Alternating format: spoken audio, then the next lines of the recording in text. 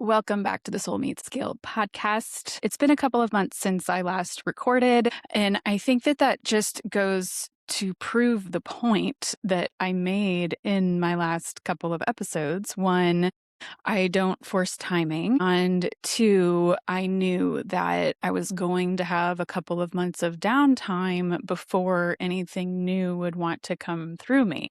And so last night, as I was falling asleep, my higher self told me that today would be the day that I share the entirety of my frameworks on my podcast. So that's what you're going to get. A heads up, my family is around the house today, so you may hear a little bit of background noise because that's what it's all about, right? It's leaning into where you are guided and when, regardless of what the circumstances are. I do not know how long this is going to be. I expect it to take a little bit of while because I will be sharing examples and story and how things came to be and how I developed it. So there's going to be some history in here as well. And there are going to be some things that I'm going to say that you are not going to like to hear. And that comes from 10 years of facilitating the work. I've developed a lot of the systems and frameworks that I have because I kept on running into the same things with clients over and over and over again. And so I worked those obstacles into the frameworks so that we could overcome them early, rather than spend months spinning our wheels trying to figure out why things aren't landing. And so there's going to likely be some things that you are going to hear today that might threaten your ego a little bit. But the whole point of what we are doing is to break down the parts of the ego that are not serving us. I think that the ego fundamentally is extremely valuable. And that could go whether you're working on things to propel you towards your greatness. You need to know that you are great in order to break ceilings and break limits and break molds. But there's also the parts of the ego that hold you back significantly. And so the parts of the ego that are going to be triggered today are the ones that are going to want to get defensive about some of the things that I'm going to point out. Again, I have no notes in front of me, so I'm going to wing it, go completely off the cuff. And I'm also going to be publishing this to YouTube in its entirety. So I learned a lot of these things from different things over the years. I'll tell you exactly where I learned them and how they came to be. And if you want to share it with somebody, go ahead.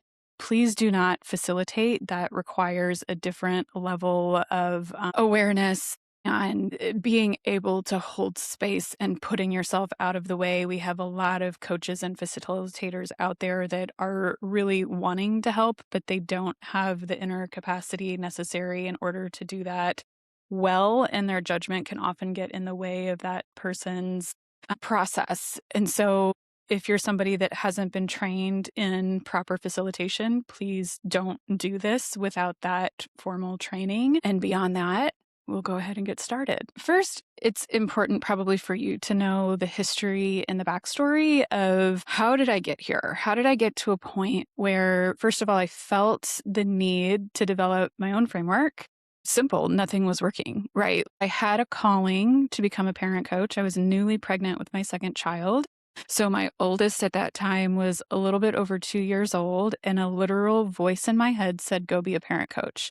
And at that time, I had no idea of the coaching industry. I didn't know what it was. I did know that I was deeply invested in being the parent that my children deserved. And I knew that I wanted to do things differently than my parents did.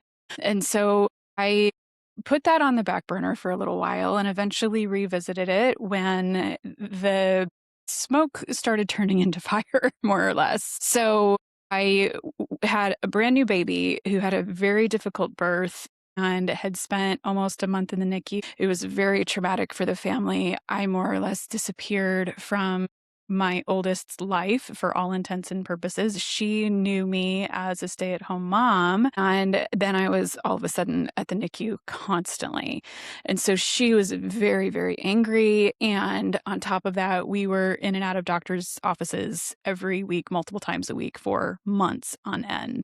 And so there was a lot of friction in my house. It was extremely disruptive, as it should have been. That's just part of that experience. And she was very angry, and I had a very difficult time controlling my rage, to the point where I was knowing that I didn't want to hit my children, but raising my hand because there was something inside of me that wouldn't let me calm down in those states. Now, did I ever hit my kids? No.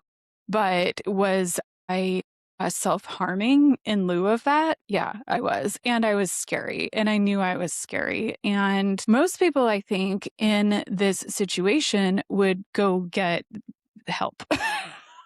But that, for whatever reason, that was not what I felt like the right course of action was. What I remembered is that I had the voice in my head say, go be a parent coach. And I had a lot of shame about that because I wasn't being a good parent. I was massively disappointing myself. I knew everything I wanted to do, and I wasn't capable of doing it. And so I sat with that for a few months, and I finally was like, well, the reason that I should go do it is because I'm disappointing myself. So rather than going through a program, I went and I learned how to do it.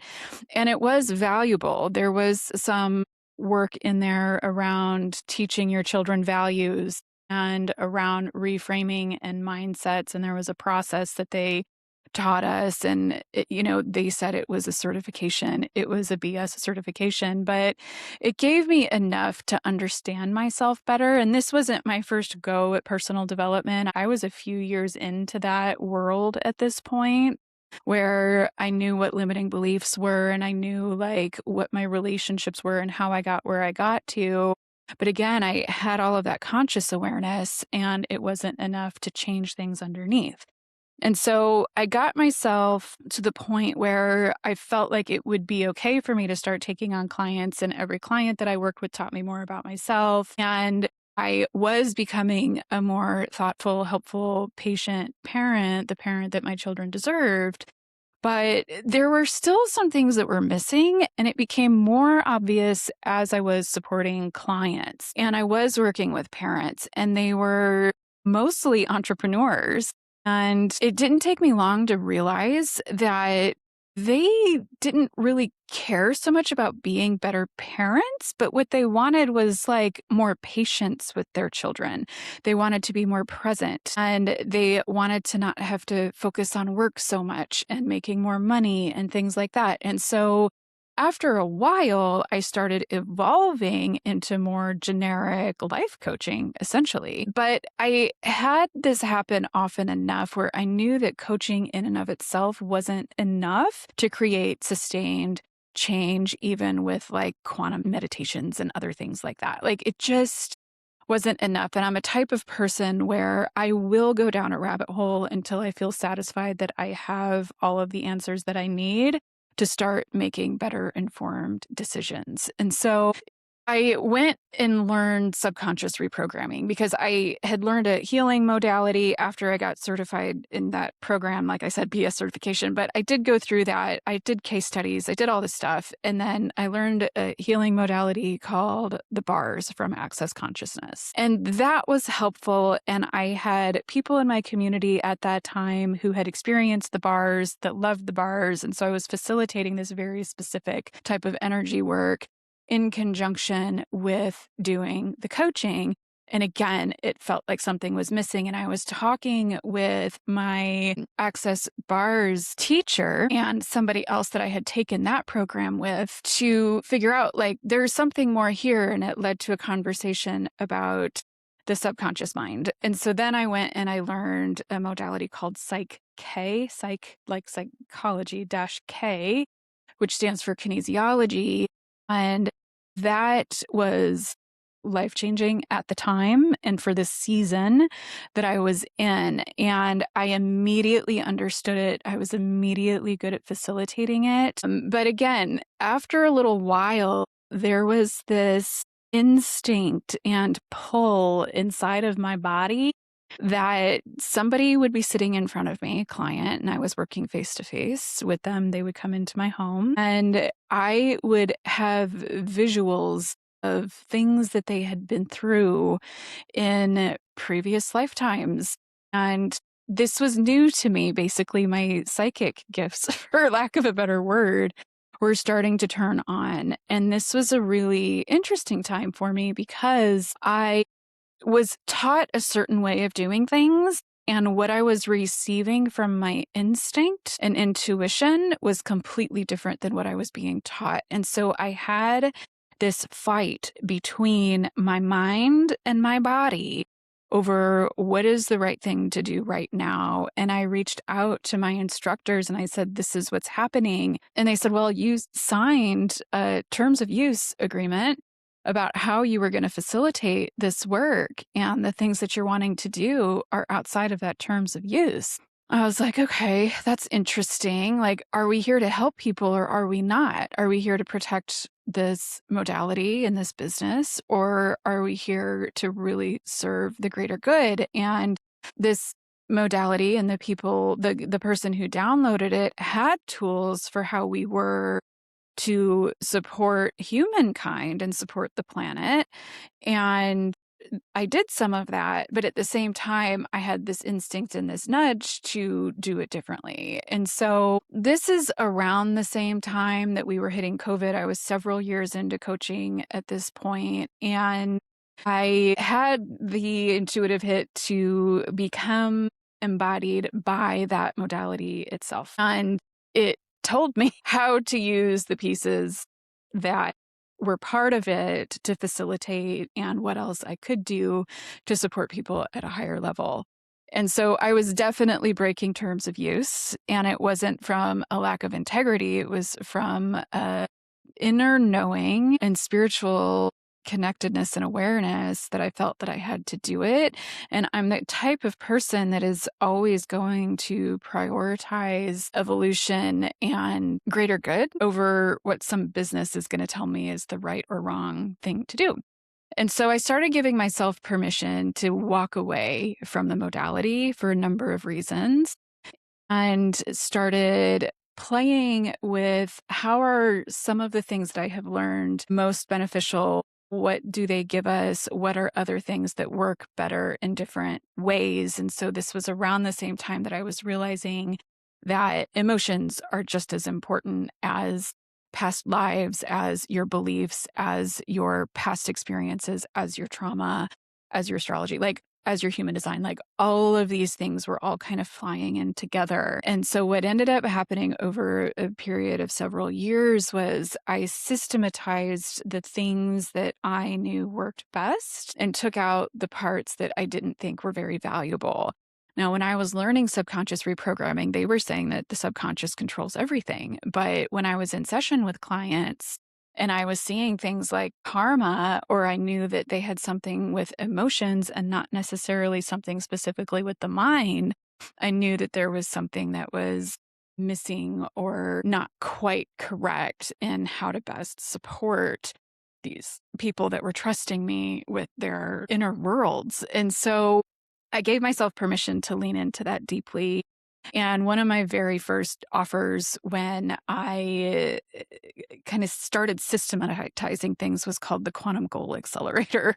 And it was a spreadsheet because like I said, I'm a systems and like spreadsheet kind of girl. I put everything that I knew to be true about healing and manifesting and alignment and congruence into one place. And then I would do an intensive with my clients where we would run through every single thing on that spreadsheet to make sure that they were aligned as possible in every possible way. And whatever they needed to do in order to bring in that alignment was the system that we would use for that specific entry on the spreadsheet. And so here we are years later again. And what I recognize now is that that was a very rudimentary process for what I have evolved over time and what I now call super synergy. Some of the things came to me over time of like cleaner ways to facilitate. But what I did was I pulled together a few things that were already in existence and put it in a specific order in which it could be facilitated so that we don't leave any stones unturned when we are working to elevate somebody towards expressing themselves in the way that they want to be showing up in their lives, businesses, relationships, in their parenting, in their money, in the way that they treat their bodies and their health and all of that. So I'm going to give you the steps to that and how we do it. And this is where I'm going to start maybe triggering people. And maybe I already have, because I'm by default kind of like a disruptive rule breaker. I look at what's broken and say that can be fixed, that can be better. And so it was easy for me to look at these things based on experience and go, that's not working. This is what it's missing. This is what we need to do to fix it. And so most people that listen to this are not going to use the tools. I'm going to give you everything. I'm going to give you the exact steps on how you can self-facilitate. Most of you will not be able to do this for a couple of reasons. The first reason is that most people are deeply disembodied and they are so out of touch with themselves that they're not going to be able to connect with their inner wisdom and their inner guidance in order to be able to facilitate their own transformation. Do you see where this is highlighting a part of the story that I've already shared with you, right? Like there was a set of rules that I was given to follow by all of the different sets of instructors that I had. This is everything you need. Don't add anything else. If you do, you're going to break the rules. And then I had that inner awareness of my body telling me that this is wrong and something's missing and I need to do something different. Like I had that inner war with myself. And I finally listened to my body. I had to do work to be able to even be able to hear it in the first place. And that was not work that I was able to do alone. I had to do that in community with other people. I had to have other people point out to me the things that I didn't yet understand about myself and help me see things from an outside lens. And so, like I said, most people are not going to be able to facilitate this. I'm going to give you a hack so that you can maybe try to, but the likelihood that you're actually going to value yourself enough to use it is low. And the reason that I can say that is because I have actually recorded this training in the past, and I had it in a Mighty Networks, and I've had friends that are desperate for help asking me for advice, and they're telling me, how do I solve this problem that I have? And I say, go open the course I sent you. And they never do. The reason I believe that is because when it comes to your inner world, that is the lowest priority for anything else. And a lot of people truthfully don't want to sit with themselves long enough to know themselves deeply. They are fully content to sit in what's not working, to sit in their victimhood, to sit in priorities that they feel are more important. So that's going to be, what does my kid need? It's going to be, what do I need to do to make more money? What do I need to do to make my business grow faster? What do I need to do to be the person that impresses everybody at work? But what they don't realize is that all of those things sit on top of who they are and the relationship that they have with themselves. And so when you have that knowing, what are you going to do with it? Are you going to value yourself well enough to sit with yourself for long enough through the discomfort and through the truth of who you believe you are right now to get that stuff out of the way that's holding you back? And that is what you are paying for when you hire me or when you hire anybody else that works in the transformation space. Now, I love working with entrepreneurs, founders, business owners, because their business is an extension of how they feel about themselves. It's my favorite thing. Even though I had the calling to get into parent coaching, that evolved over time. And I love my kids, and I'm definitely a better parent than I was when I was younger. But I don't have that like inner urge and drive to go out there and make people better parents. I want people to be better people so that they can show up better for their kids, so that they can show up better for their teams, so that they can unlock access to the potential that they know that they have, that they don't know how to get at on their own yet. I love it. And it kind of blows my mind when people have these gifts and these tools, but they don't really like to sit with people and help unlock those things. And I do. And so when my clients are paying me, that's what they're paying me for. They're not paying me for my modality. They're paying me to tell them the truth about what they need, when, and why they won't let themselves have it. I had somebody I was working with pretty recently, and there was a point, I knew this pretty early on in the container, but she wasn't ready to hear it yet, so I just kind of kept it to myself. And she essentially wasn't going to be able to continue in our work together until She dealt with the passing of her dad and the relationship that she had with her dad and what that meant to her. And we got to a point in a session, I think we were maybe like 20 minutes in, and I said, we cannot go any farther until you deal with your daddy issues. And she respected me for saying that. And she came back to me later and said, that kind of took some balls for you to say that. It's not that there was any reason for you to not tell me that, but you need to have the wherewithal to stand up to people that have big, giant egos. And people don't usually talk to me that way. And you did. And you're right. I did need to deal with that. And the truth was, is like we were at a stalemate. There was nothing else that I could do with her until she worked on that. And so this is what your higher self, spirit, God, Jesus, source, universe, whomever you work with, they're not going to let you work on something until you're ready. And they're not going to let you bypass something that needs to be worked on. And so just know that that's all part of it. Nothing bad is going to happen with you because you're always working with that most highest expressed version of you. And it's very bespoke to where you are and what your values are. Okay.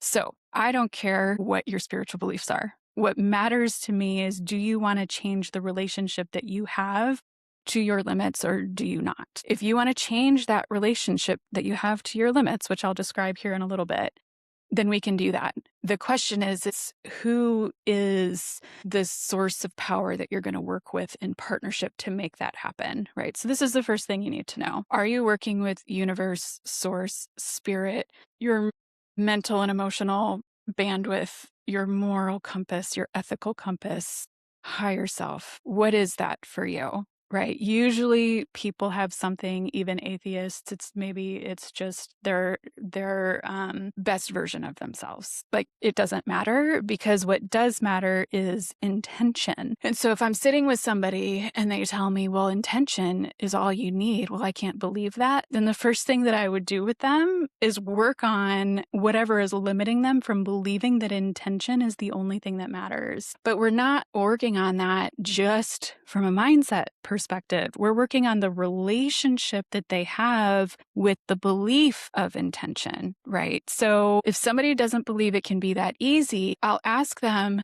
to feel into what is it like if you and intention are in a room interacting together. What are you doing? How is it treating you? How are you with intention, right? And it could be that intention is like pounding you on the head. It could be that intention has itself bound around you like a mummy so you can't move.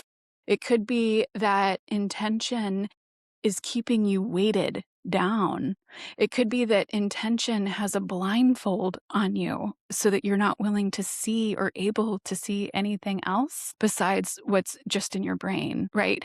So it's a very visual and visceral thing. And a lot of people, like I said, aren't able to get there, which is why they need somebody that can see and feel and define what that relationship is. So let's say intention being all you need has a blindfold on you. And so it's keeping you from believing that that's all you need, right? And so my intention then with my client would be, we need to remove the blindfold. And there are six personal ways and one projected way that blindfold would stay on you. Okay. So the six personal ways, these are what I call your core identity pathways. These are the different ways that you're showing up. So this is in your physical body. So the physical body is at the cellular level. This is in your mindset. It's in your behavior. It's in your emotions. It's in your energy, or it's in your spirituality. Okay.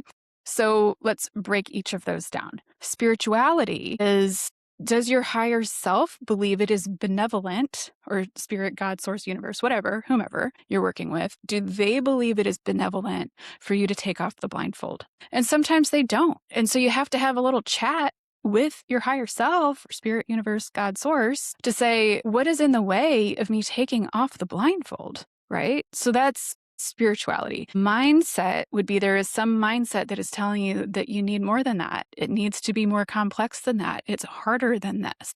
So then you need to find the source of the mindset and find your relationship with that mindset and disentangle that relationship. And then there's energy. And this one is my favorite, honestly, because it can come from different places. It can come from you, but most often, like 99% of the time in my experience, it comes from ancestral, karmic, or societal conditioning, meaning you picked up that rule or that experience that keeps you from being able to believe that intention in and of itself is enough to change things. So societal conditioning is going to say, basically it's the media, social media, the news, your government, your church, your family, friends, social circles, whomever and wherever it comes from. That's essentially a projection that tells you, no, it doesn't work that way. And you have picked that up as your own, and now you're embodying it. The next one is ancestral. And so this is actually something that goes through your bloodline from either your mom's side or your dad's side, and you have picked that up as your own. I've seen that go back 10, 20 generations or more. People will say, epigenetics that only goes through 7 generations. Not in my experience. I've seen things go back dozens of generations. And so it can be more than 7. And when you are dismantling that rule from that epigenetic line, then you're doing it for the whole line backward from the person that it started with in the first place. And you're doing it for every generation that comes from you as well. So that can be very, very healing. And then the third one, which is one of my favorites because this was one of the first things that really opened up in my intuitive and psychic abilities, is karma. And karma, in my experience, is almost never punishment, although a lot of people, especially people that have certain religious beliefs, are going to believe that it is punishment. It's, in my experience, it's unfinished emotional business. And the way that I believe this works is you have a soul planning session. Your soul comes to a board of directors before your birth, and it says, I want to have these experiences in this lifetime. And the experiences that you don't get to have and have closure on, these are where those souls don't necessarily transition. And so there's unfinished business that was experienced. And when you come into this lifetime, anybody else that had those same lessons that they wanted to learn that didn't, it kind of gets attached to you. And so because those souls knew that you were going to get resolution on that, they're like, well, let's just give it to her or him or they, and they'll get closure. And then that will be what I need to be able to transition. And I know that this sounds like, what the fuck is she talking about? I've seen it happen too many times, and I've facilitated it too many times to say that it's not real. And so it is.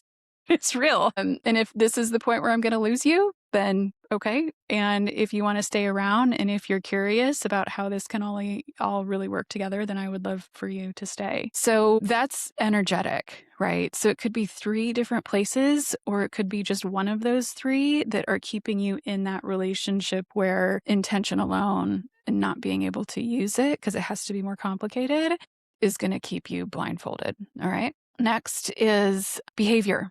So your behavior is really unmet needs. And I'll tell you the history of where this came from.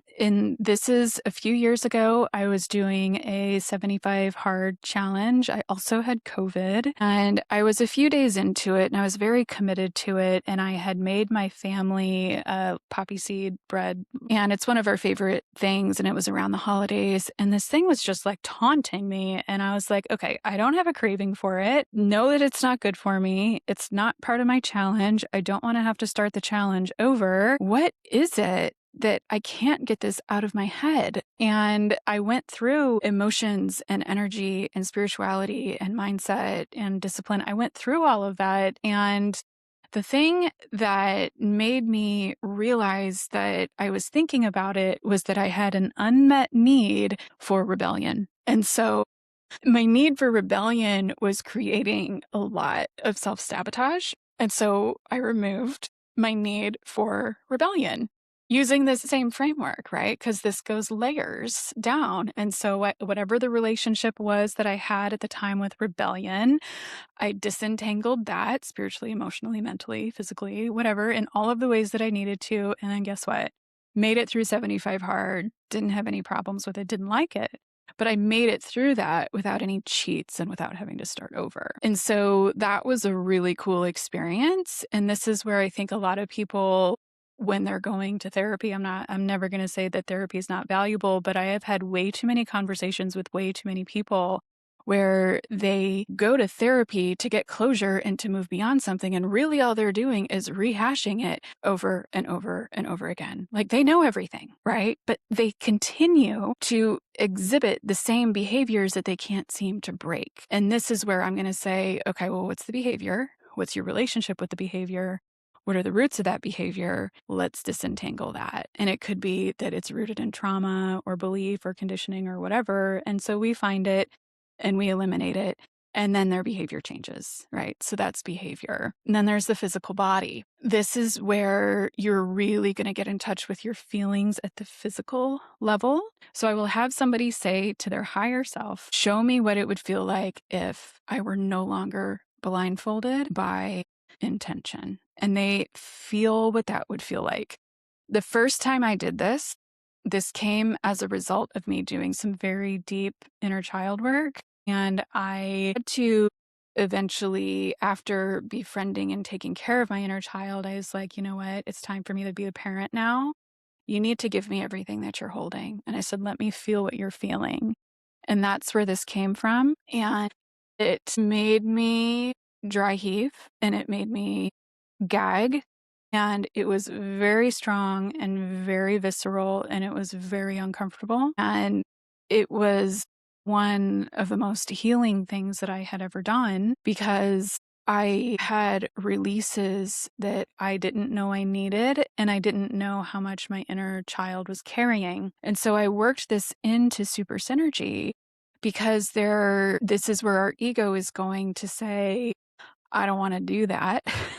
And it physically, at the feeling level, makes you face the thing that you're most afraid of. And so you might have to sit in it for 20 minutes, like the woman that I told you about earlier who needed to deal with her daddy issues. When I told her finally, like, you need to deal with this. And I told her, this isn't going to take you more than 20 minutes. That's all we need. And then it will be done. And it was. But it took her 3 months to psych herself up to get ready for that 20 minutes of time. This is where you need somebody to sit with you and hold your hand and say, you've got this. Or if it gets to be too much, then we dial it back and we see, is there a different path that we can take that would be more supportive for you so that this can be a gentler process? For me, I almost always feel like I'm very constricted on the inside of my body because it's so frightening and it's so scary for me to consider a life without that limit.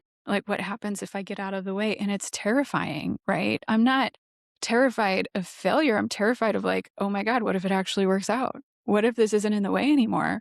I have no idea what that looks like. I like control. And so if you're somebody that likes that, it's going to be really hard for you to imagine what it would be like if you were to actually no longer have control, right? No longer have that thing keeping you safe and keeping you in the space where you know everything. And so when you challenge it, it can be very physically uncomfortable. But again, this is part of our identity and this is the ways in which we move through the world is through the physical body.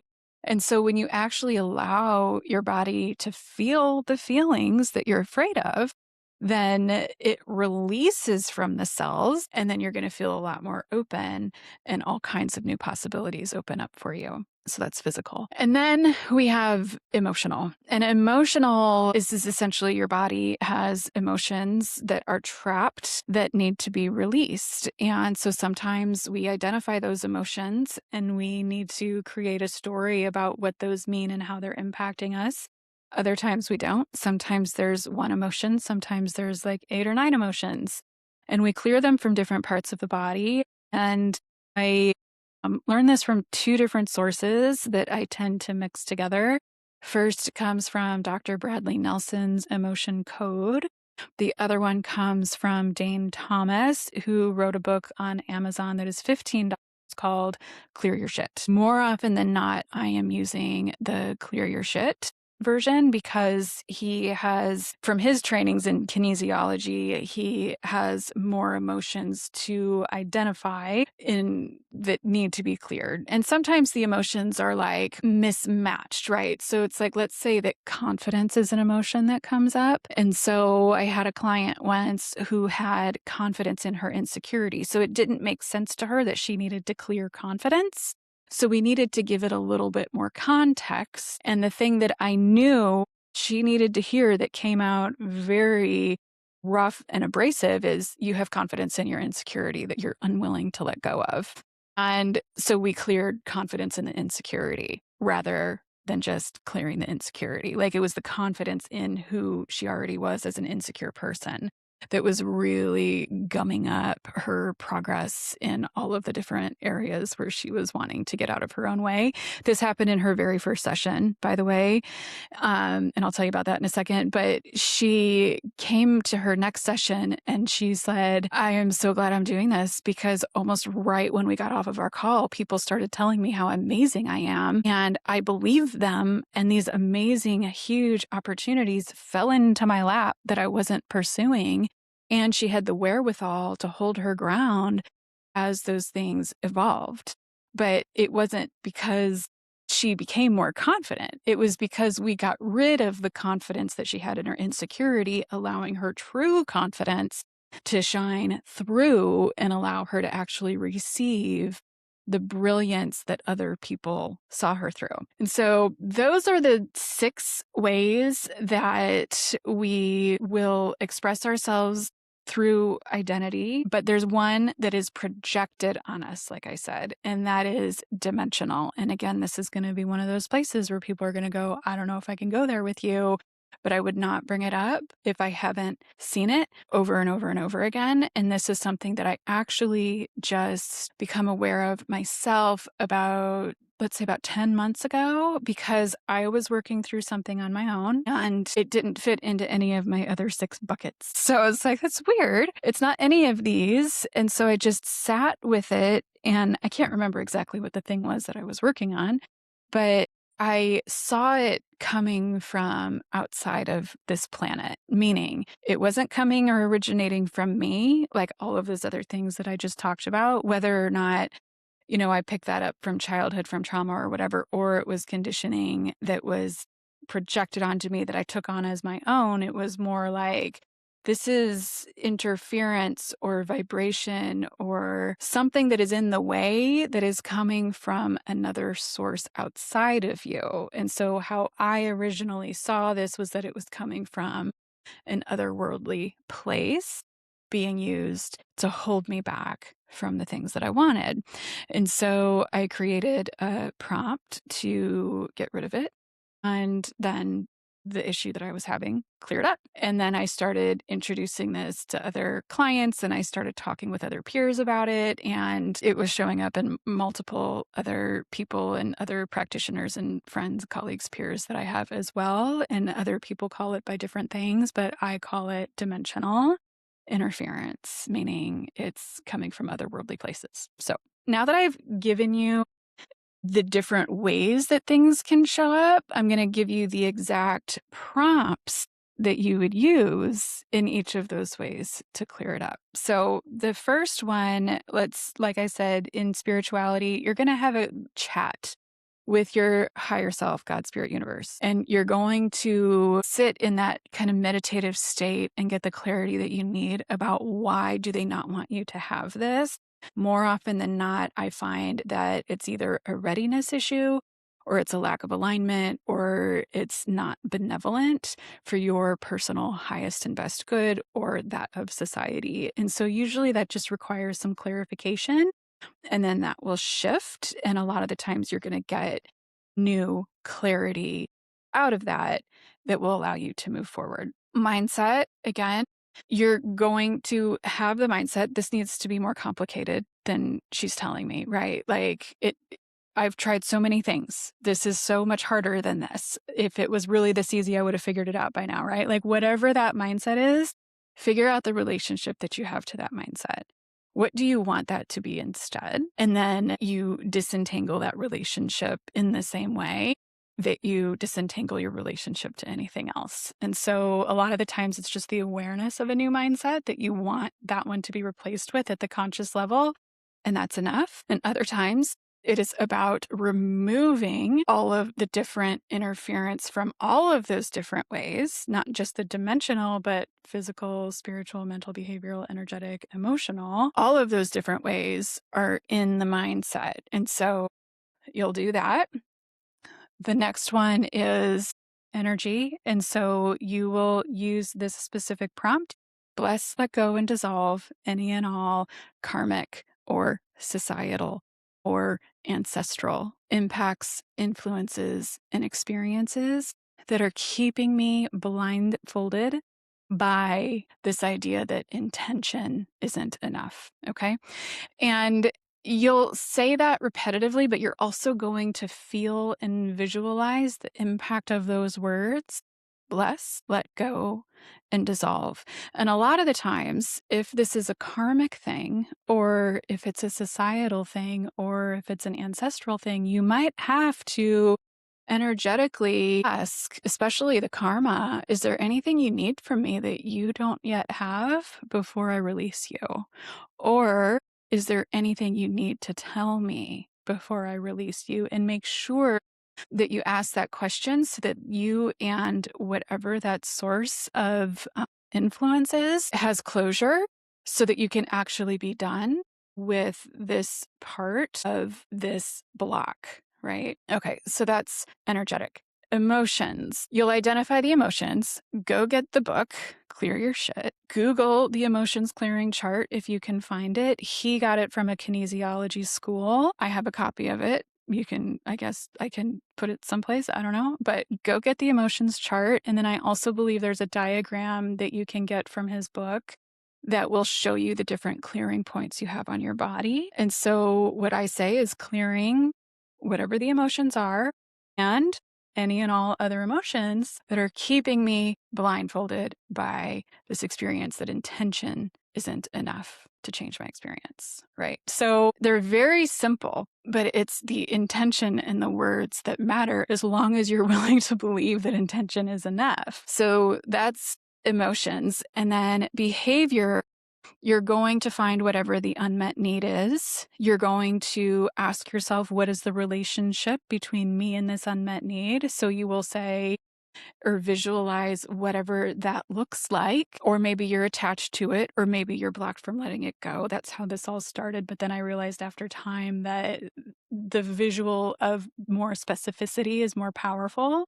But it could be as simple as you're attached to it or you're blocked from letting it go. And then you're going to go through and you're going to check, am I mentally attached to this behavior or blocked from letting this go? Am I emotionally attached or blocked from letting this go? Am I energetically attached or blocked from letting this go? And so on and so forth, until you go through all of the different things: mental, emotional, behavioral, spiritual, energetic, dimensional, and physical. Okay. And then you might get to another level of behavior and then you repeat the process. Okay. So that's behavioral. And then physical, like I said before, you're going to talk to your higher self and you're going to say, show me what it would feel like when I'm no longer blindfolded by the belief that intention isn't enough. Right. And so you're going to feel what that feels like in your body. And then for dimensional, you're going to say, and this is the one that's the most complicated, but it's totally up to you how much you put in there, how much you think you need. Again, this is follow your instinct.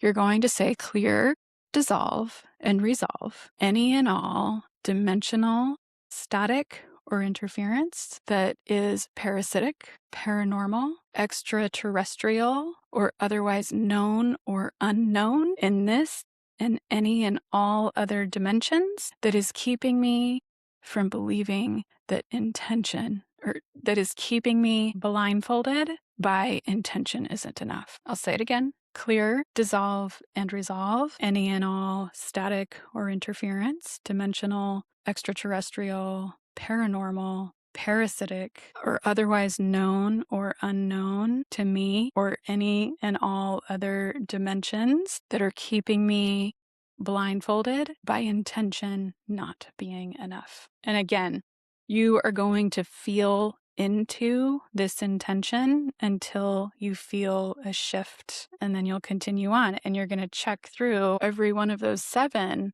until you feel that there is nothing left. And what will happen over time is it will feel like a distant memory to you, and you won't remember what you worked on or what it felt like to be held back like that. And you're not going to be able to explain it. This is what I hear from people all the time is, how did you do that? Or they'll tell a spouse, like, hey, I had this really amazing session with Katie today. And they'll go, oh, tell me about it. They're like, I can't remember. I don't know what happened, but I know that there was a shift that happened, and they experience things very, very differently. And they will, in real time, start rewriting narratives instead of going back to old narratives that keep them in their old patterns. So your mindset changes in real time. And when that happens, your actions and your behavior and your emotions and your physical body, all of that also changes in real time. Now, this is where I'm probably going to have people questioning if you've made it this far. You're going to say, well, how do I know what it is? How do I know that I have interference at the dimensional level? Or how do I know that it's a blindfold? Or how do I know that it's spiritual? Or it's what? Like, how do I know? And this is where I'm going to come back to, most people that I work with are so deeply disembodied that they don't know, because they are so stuck in their heads and in their conditioning and in their specific formed set of rules that they created based off of their lived experiences and repercussions when they broke those rules, that it's very difficult to facilitate this on your own. So if you aren't disembodied, I would love for you to come back and tell me what your experience is in facilitating this for yourself. But if you are disembodied, then this is where you are going to need some help. And the gift to yourself is to invest in yourself and invest in somebody being willing to hold that space for you. And this investment should be in accordance with the value of the outcome that it's going to provide for you. And so if you're somebody that can't invest in it, you can only do it from a time and space type situation. And some people can't even do that. But then I would encourage you to go to YouTube and find some meditations and sound healing baths and some other things that are about bringing back embodiment. You can learn muscle testing. You can learn how to work with a pendulum. You can learn what you need to do so that your muscle testing or your pendulum work are more accurate over time. I've tried to teach muscle testing, and years ago on a different YouTube channel I tried to start, didn't get a lot of traction with it. And people came back, and I learned this like years later. They're like, oh, this didn't work for me. Well, it's because you're disembodied. Like, I've had people that show up in container with me that can't resonate with their own name. And so my work with them at the beginning is just getting them connected with who they refer to themselves as. And this is where people don't realize how much they really, first of all, take for granted the body that they have, right? Like, if you are so disconnected with yourself that you can't feel what does a yes feel like in your body, or what does a no feel like in your body, then it's going to be difficult for you to facilitate through this process. But that usually is deeply trauma-based, and that takes some work to facilitate. And so is part of this work about finding and healing and identifying trauma?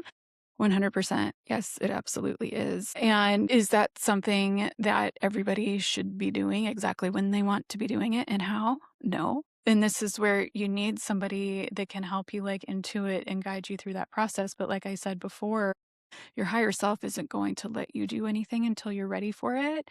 And it's not going to guide you towards anything that isn't the right next best step for you, unless it's to learn some kind of lesson that you haven't yet already learned. But in my experience, none of this has been harmful. But in my experience, if you're working with somebody who has done this before, who specializes in it and knows what needs to happen when and at what pace, then you're going to be in good hands. It's just that a lot of people don't really know what it looks like to actually be able to hold that space. And so when I'm working with somebody, I can actually like feel what they're feeling and I can see what they're seeing and I can define things that they might be able to feel but can't articulate. And so a lot of that is a partnership where I'm saying, this is what I'm feeling, this is what I'm seeing, and does that resonate with you? And then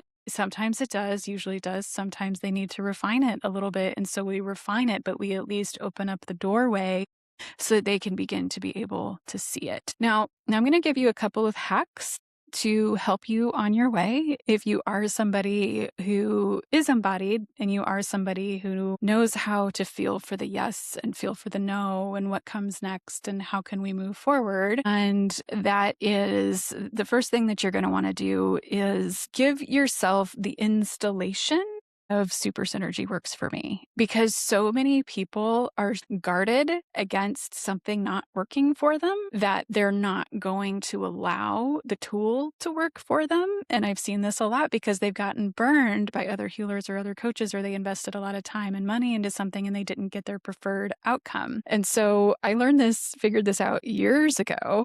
I want my clients to get everything out of every minute and every dollar that they spend with me and times multiples.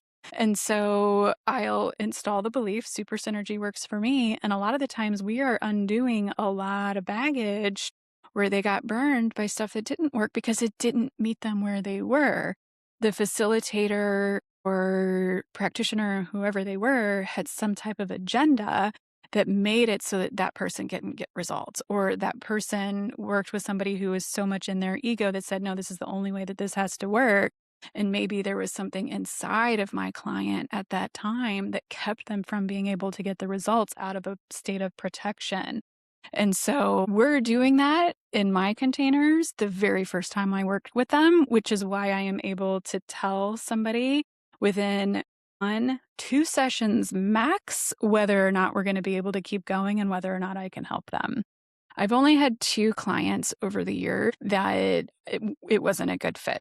I had one person who saw 0 value whatsoever in trying to find the joy in her circumstances with her son. He was born with a terminal disease. His lifespan, I think, was going to be around like 25, 30 years old. And at the time that we started working together, I think he was around like 24, 25 years old, and he was doing really great.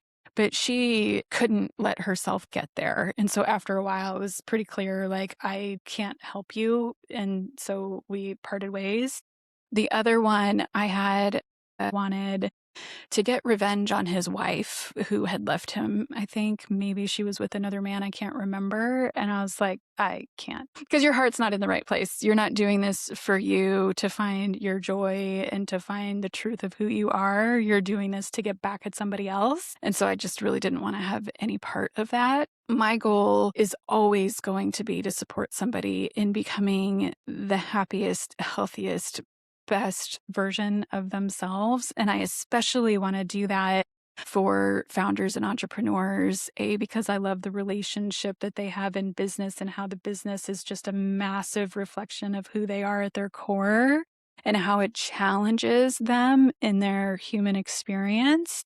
But I also want to see people that are doing good in the world at a really high level do that with as little cost to themselves as possible. And there's a massive gap in that market. And it's staggering to me that we have GPs and fund managers and investors and all of these people who are looking for like the next best thing, and they don't realize that it is right there in their existing portfolios. If those founders who are brilliant outliers who just for whatever reason started letting down their teams can't get out of their own way, like those are the people that I specialize in.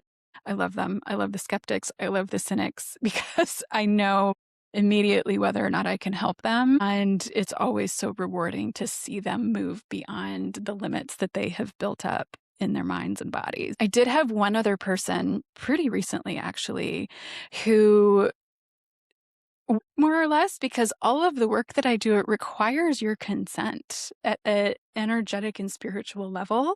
I'm always making sure before we start with anybody on anything, do I have permission to tune into you energetically so that I can use the gifts that I have to see and feel and guide you through this transformation? Because I'm telling my clients what to do and how to facilitate that for themselves.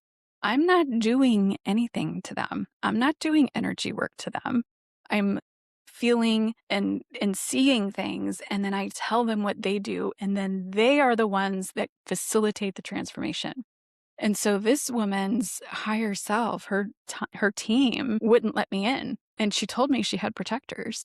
And so we continued in the session, and I was like, this is fine. I usually have permission. I don't this time. I think this is interesting. Let's see where we go. By the end of the session, her team let me in. And so I was able to do it faster with her. And she moved things very, very quickly. It was very cool. But that is an outlier. I think that most people are very welcoming of the support because they see how fast relief comes. And because it is so systematic, yes, are we working with weird concepts? Yeah. But is it systematic? Also, yes. Is it conscious the whole entire time? Also, yes. Are we doing some mind bending and reality bending?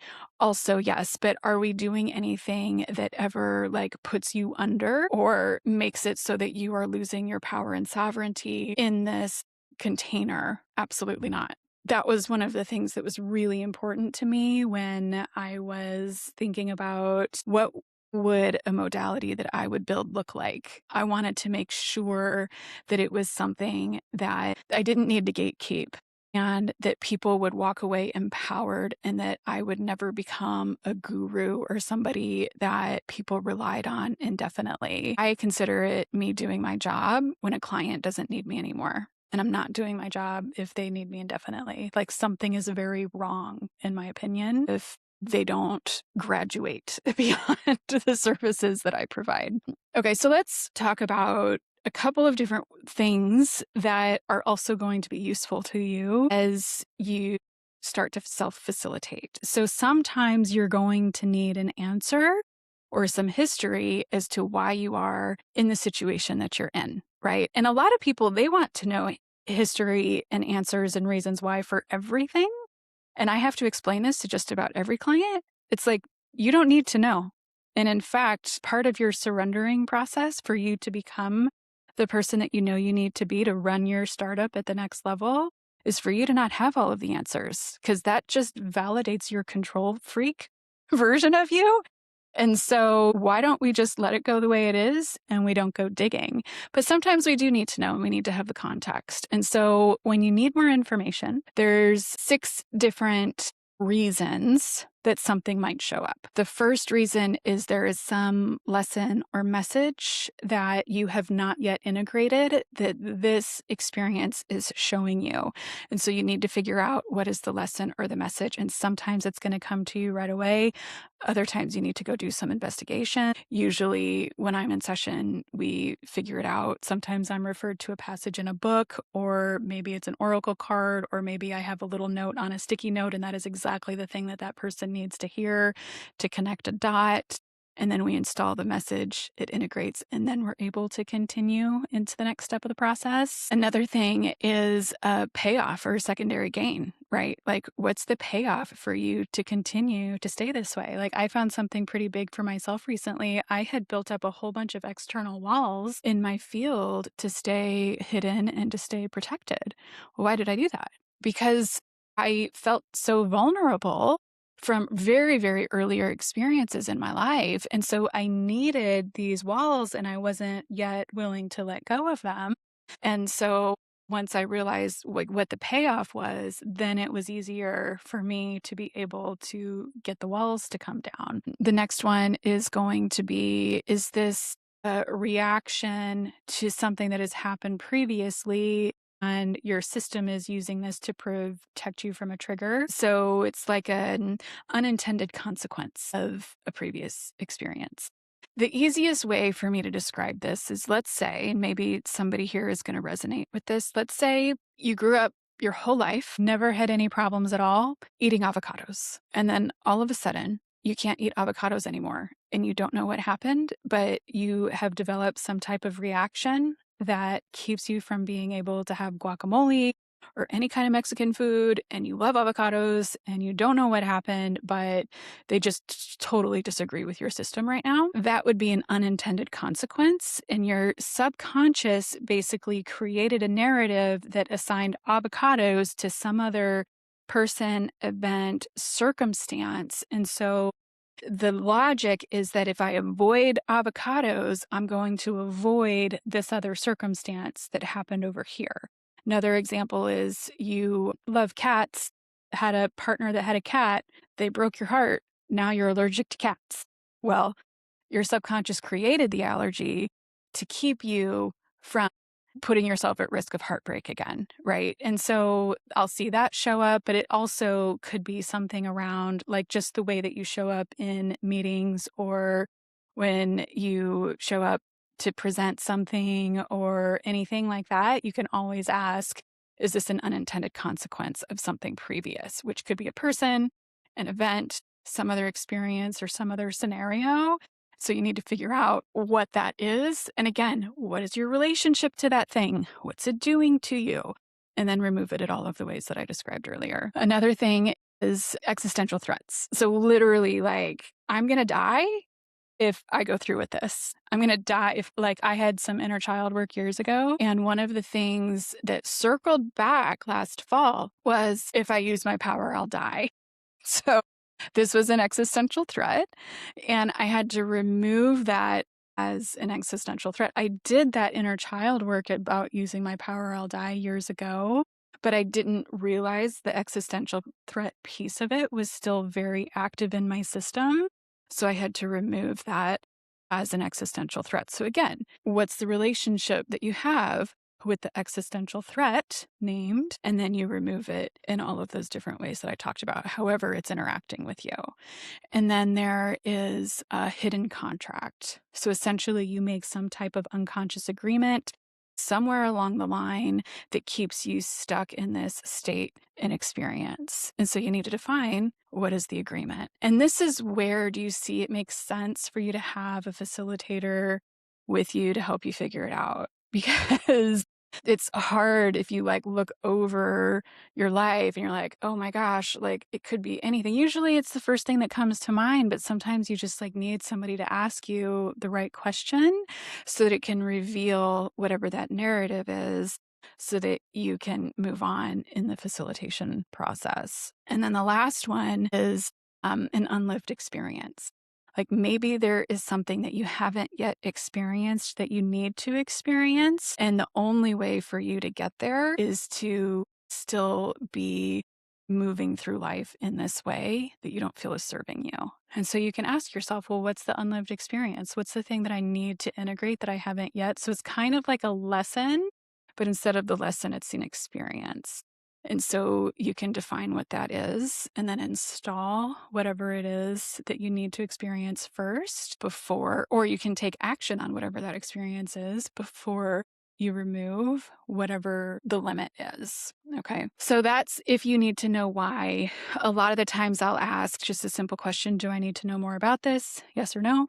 And then I follow the breadcrumbs and then I work my way like back up. So when I'm working with somebody, I'll go through all of this, and sometimes we're working on something and we're going like 8, 9, 10 layers deep, which is very different. And they're conscious the whole time, like I said, but that is very, very different than you working with a strategist or a coach or somebody that says, well, what's the mindset? What would serve you better? Okay, now that you know that, what are you going to do different? And now you can take action on it. Yeah, that's helpful for stuff that's surface level. But if you have something that's like 8 layers deep and maybe that goes back like 35 generations, can you see why you might keep on repeating the same things over and over and over again? Or I've had somebody who had like 80,000 experiences across like all of her different lifetimes and ancestry that were keeping her stuck in this state of needing to control and micromanage things. And so a lot of the times people will say, well, I don't remember that ever happening. And then I'll kind of retort and I'll go, oh, do you think that you've only ever lived here now on planet Earth? You know what I mean? Like, you remember that movie Contact, where Matthew McConaughey and Jodie Foster are the main characters, and they are trying to reconcile like God and science and space and aliens. And one of the main themes in the movie is if we are all alone in this universe or in this multiverse, there would be a massive waste of space. And we know from recent news that we are not alone in our universe, that there is other intelligent life. And I know this sounds weird, but sometimes the weird thing is exactly the thing that people need to hear. And sometimes the weird thing is the thing that you need to open yourself up to so that you are willing to get out of your own way so that you can build your massive empires and so that you can have the relationships that you actually want to be having.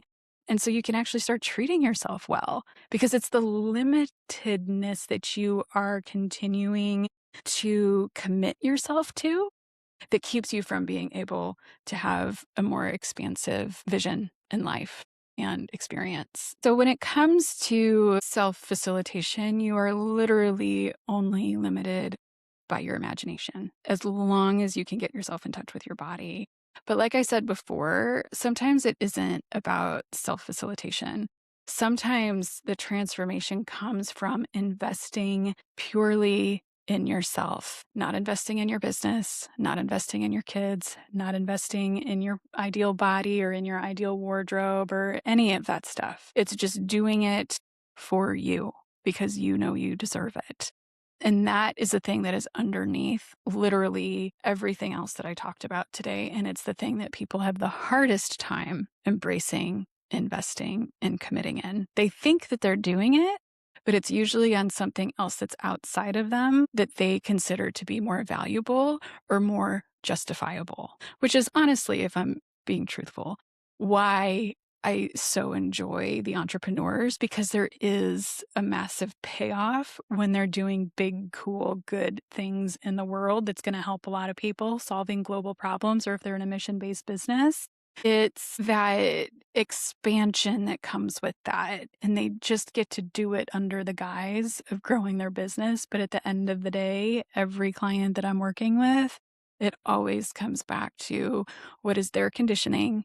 What do they believe? What do they believe they have to do that's not serving them? What do they believe they are deserving or undeserving of? And that is what we're working on. And when we start changing those narratives, then that changes everything else that radiates outside of them. And people start responding to them differently, and all of their experiences start changing because the lens through which they view the world changes. I just remembered this. I have this set of glasses here. They're actually 7 colors. They're associated with the chakras. And so here's the purple ones.